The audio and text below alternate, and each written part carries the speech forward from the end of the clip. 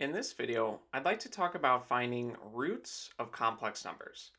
And we can start our discussion by looking at the equation z to the fifth is equal to 1.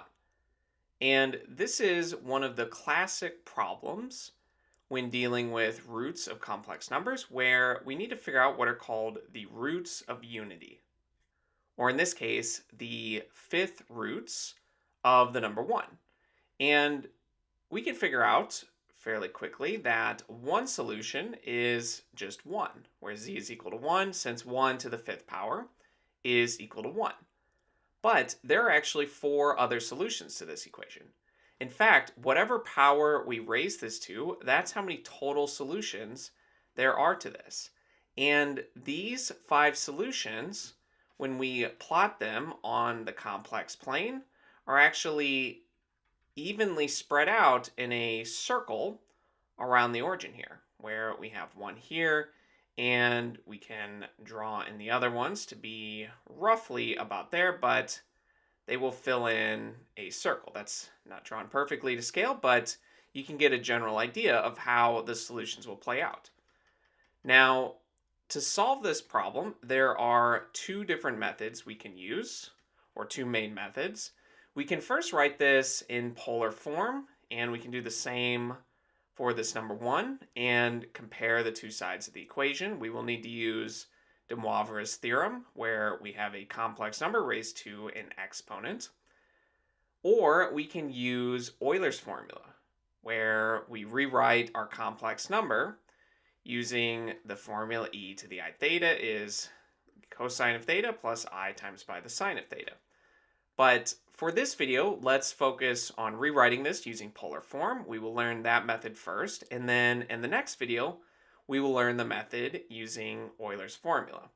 So let me make a little bit of space, and from here, we can start by rewriting z in its polar form, where its polar form is the magnitude of the complex number multiplied by the cosine of the angle of that number plus I times by the sine of the angle of that number, and we're raising everything to the fifth power.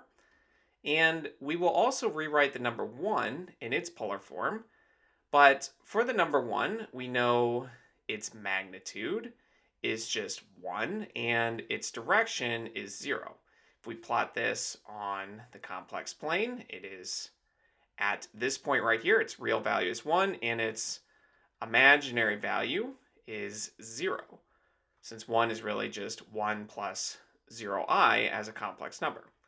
So when we write it in its polar form, it has a magnitude of 1, and we have the cosine of 0 degrees plus I times by the sine of 0 degrees. And I've left a little bit of space because we can actually write multiples of this angle, since 1 can be represented infinitely many different ways with infinitely many different angles. Since if we add 360 degrees, we will go all the way around the circle and get back to 1. So we could write 1 as the cosine of 360 plus I times by the sine of 360. Or we can go around twice and write it as an angle of 720 degrees, and so on. So what we can do, and actually I need to go back and delete a little bit more so we have more room, is write this angle as 0 degrees plus 360 multiplied by some integer k. And we'll do the same thing for the sine. It is 0 degrees plus 360 degrees multiplied by k. And we will just say that k starts at 1 and can go up as high as we want, though it can also be negative since we can subtract as well.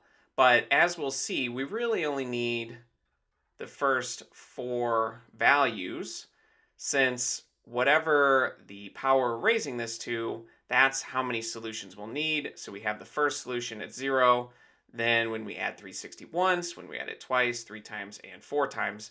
But when we add it a 5th time, we're going to see that we end up with duplicate solutions to this equation. And so in the end, we won't need anything higher than 5. Or in other words, We just need 5 different representations of this point right here. Anything more will result in duplicate solutions, but we'll come back to that. We will see that later in this video. Now, for the left-hand side of this equation, let me close this off. We need to apply de Moivre's theorem when we're raising a complex number in its polar form to some power.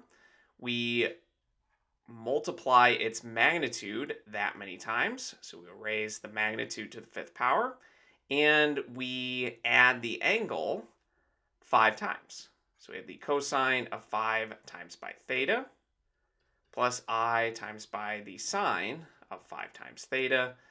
The general formula is that we multiply the magnitude this many times, whatever the exponent is, and we add the angle this many times, whatever that exponent is. And again, this is equal to this expression here. And at this point, we just want to compare the magnitudes and compare the angles. So notice that the magnitude here is 1, and the magnitude on the left-hand side is the magnitude of our number z raised to the 5th power.